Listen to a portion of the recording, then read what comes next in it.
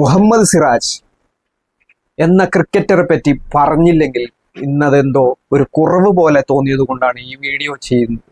കാരണം ഇന്ന് ഇന്ത്യയും ഇംഗ്ലണ്ടും തമ്മിലുള്ള ഓവൽ ടെസ്റ്റിലെ വിജയശില്പി അഥവാ ഇംഗ്ലണ്ടിനെ തകർത്ത് കളഞ്ഞ മുഹമ്മദ് സിറാജിന്റെ സ്പെല്ലുകൾ, മാരകമായ യോർക്കറുകൾ, ഇതിനെപ്പറ്റി പറഞ്ഞില്ലെങ്കിൽ എന്തോ ഒരു കുറവ് പോലെ തോന്നി. അതുകൊണ്ട് തന്നെയാണ് കൃത്യമായിട്ട് പറഞ്ഞാൽ മുഹമ്മദ് സിറാജ് ഇന്ത്യൻ ക്രിക്കറ്റിലേക്ക് വരുമ്പോൾ മുഹമ്മദ് സിറാജിന് ഒരു വെളിപ്പേരുണ്ടായിരുന്നു. ചെണ്ട എന്നാണ് അദ്ദേഹത്തെ ആളുകൾ കളിയാക്കിയിരുന്നത്. അതായത് അദ്ദേഹം ഒരു തല്ലുകൊള്ളി ബോളർ എന്നുള്ള രീതിയിലാണ് പരിഗണിക്കപ്പെട്ടിരുന്നത്.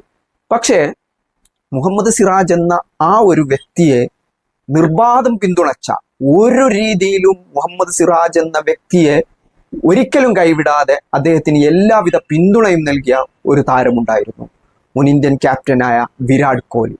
ആ വിരാട് കോഹ്ലിയുടെ അഭേദ്യമായ പിന്തുണയാണ് യഥാർത്ഥത്തിൽ മുഹമ്മദ് സിറാജ് എന്ന ഇന്നത്തെ ഓവൽ ടെസ്റ്റ് വിജയശില്പിയെ ഉണ്ടാക്കിയത് എന്ന് തന്നെ പറയാം.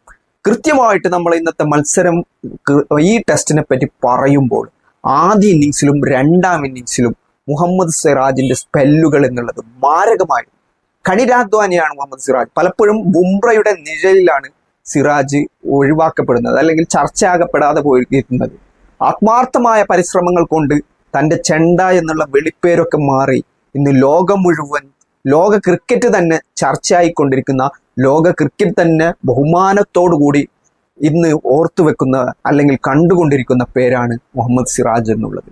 ഏതായാലും ഓവൽ ടെസ്റ്റിലേക്ക് വരുമ്പോൾ അതിൻ്റെ ഒരു കണക്കെടുത്താൽ ഈ 5 ടെസ്റ്റിലാകെ മുഹമ്മദ് സിറാജിന്റെ ഒരു കണക്ക് ഇപ്രകാരമാണ്. അതായത് ഈ ഓവൽ ടെസ്റ്റിലടക്കം 5 ടെസ്റ്റുകളാണ് ഈ മൊത്തം ഈ പരമ്പരയിൽ സിറാജ് കളിച്ചത്. 25 ദിവസത്തിൽ 185-ലധികം ഓവറുകൾ മുഹമ്മദ് സിറാജ് ഈ പരമ്പരയിൽ എറിഞ്ഞു. അതിൽ 23 വിക്കറ്റുകളാണ് അദ്ദേഹം എടുത്തത്. ഈ പരമ്പരയിൽ ഏറ്റവും കൂടുതൽ വിക്കറ്റ് എടുത്ത ബൗളറാണ് മുഹമ്മദ് സിറാജ് എന്നുള്ളത്. ഓർക്കുക, ഇന്ത്യ ഇംഗ്ലണ്ട് ടെസ്റ്റിൽ ബുംറ അടക്കം, അല്ലെങ്കിൽ ഇംഗ്ലണ്ടിന്റെ ഒരുപാട് താരങ്ങളടക്കം ഒരുപാട് ആളുകൾ ഉണ്ടായിരുന്ന ഈ ഒരു മത്സര പരമ്പരയിലാണ് സിറാജ് എന്നുള്ള ഒരു പോരാളിയുടെ ചുമരിലേറി ഇന്ത്യ ഈ ഓവൽ ടെസ്റ്റ് വിജയിച്ചതോടുകൂടി പരമ്പര സമനിലയിലാകുന്നത്. DSP അഥവാ ഹൈദരാബാദ്, തെലങ്കാനയിൽ DSP റാങ്കിലുള്ള ഒരു പദവി സിറാജിനെ സംബന്ധിച്ചിടത്തോളം കിട്ടിയിരുന്നു തെലങ്കാന പോലീസിന്. അത് അന്ന് അവർ വേൾഡ് കപ്പിന് ശേഷം അവരുടെ ആദരപൂർവ്വം നൽകിയതാണ്. ഏതായാലും ഇപ്പോൾ നിലവിൽ സിറാജിന് DSP എന്നാണ് പേരുള്ളത്.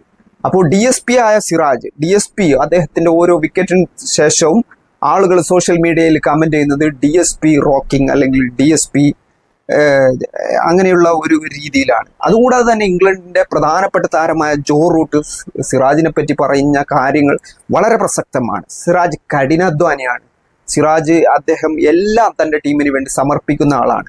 ഓർക്കുക, 2 അവസാന ടെസ്റ്റ് പരമ്പരയിൽ ഓസ്ട്രേലിയയിലും തുടർച്ചയായി ഇംഗ്ലണ്ടിലും തൻ്റെ വർക്ക് ലോഡ് ഓവറാകുന്നില്ല, തനിക്ക് വിശ്രമം വേണമെന്നുള്ള ഒരാവശ്യം പോലും മുഹമ്മദ് സിറാജ് ഉന്നയിച്ചിരുന്നില്ല.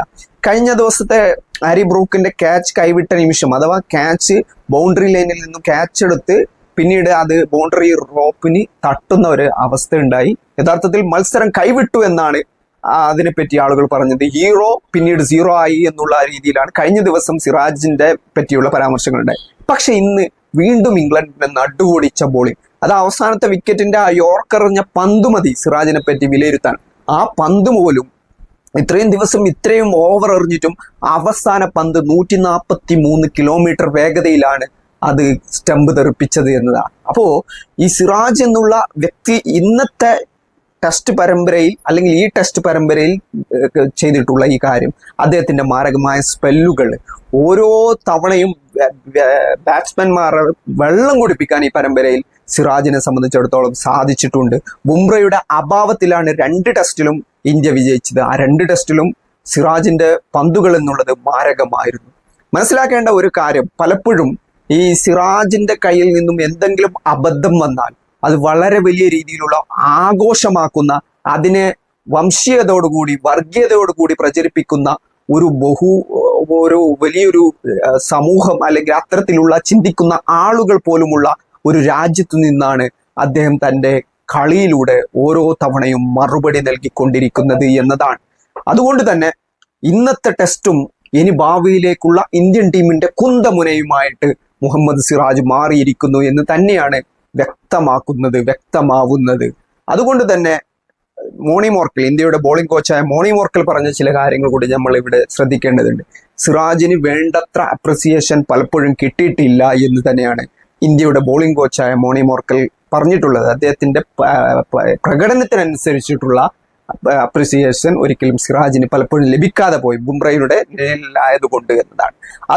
അങ്ങനെ വ്യാപകമായ കാര്യങ്ങൾ ഇവിടെ പറയുമ്പോൾ സിറാജ് ഉയർന്നു വന്ന ഒരു സാഹചര്യം എന്നുള്ളത് ഇന്ത്യൻ ടീമിലെ ചെണ്ടയായിരുന്നു, RCBയിലെ ചെണ്ട എന്നുള്ള വിളിപ്പേരായിരുന്നു സിറാജിനെ സംബന്ധിച്ചിടത്തോളം ഉള്ളത്. ഒരിക്കലും ഇന്ത്യൻ ടീമിൽ എടുക്കരുത് എന്ന് പോലും ആളുകൾ പറഞ്ഞ താരമാണ്. ഇങ്ങനെ എല്ലാ രീതിയിലും ഒരിക്കലും ഇന്ത്യൻ ടീമിന്റെ കുന്തമുനയാവാൻ ഒരു സാധ്യതയും ഇല്ലാത്ത, എന്നിനി ഇന്ത്യൻ ടീമിന്റെ പ്രാഥമിക പട്ടികയിൽ പോലും ഇടം പിടിക്കാൻ സാധ്യതയില്ലാത്ത ഒരു സാഹചര്യത്തിൽ നിന്നും അദ്ദേഹം വേൾഡ് ക്രിക്കറ്റിലെ 1-ാം നമ്പറിലേക്ക് ഏകദിന ക്രിക്കറ്റിലെത്തി. ഇപ്പോൾ ടെസ്റ്റ് ക്രിക്കറ്റിലും അദ്ദേഹത്തിന്റെ കഴിവ് ഓരോ തവണയും തെളിയിച്ചു കൊണ്ടിരിക്കുന്നു. അത് ഒന്നും കൂടി ഉറപ്പിക്കുന്നതായിരുന്നു ഈ ഇംഗ്ലണ്ട് പര്യടനം എന്നുള്ളത്. അത് ഒന്നും കൂടി ഉറപ്പിക്കുന്നതായിരുന്നു അവസാനത്തെ ഓവൽ ടെസ്റ്റിലെ ഈ പ്രകടനം എന്നുള്ളത്. ഏതായാലും മുഹമ്മദ് സിറാജിന് ഒരു ബിഗ് സല്യൂട്ട് തന്നെ നമ്മൾ നൽകേണ്ടതുണ്ട്. കൂടുതൽ കണിശതയാർന്ന സ്പെല്ലുകളുമായി, മാരകമായ സ്പെല്ലുകളുമായി അദ്ദേഹം വീണ്ടും ഇന്ത്യൻ ക്രിക്കറ്റിന്റെ ഏറ്റവും കഠിനാധ്വാനിയായ ബൗളർ എന്നുള്ള വിളിപ്പേര് കാത്തു സൂക്ഷിക്കുമെന്ന് തന്നെയാണ് നമ്മൾ പ്രതീക്ഷിക്കുന്നത്. Well done Mohammed Siraj.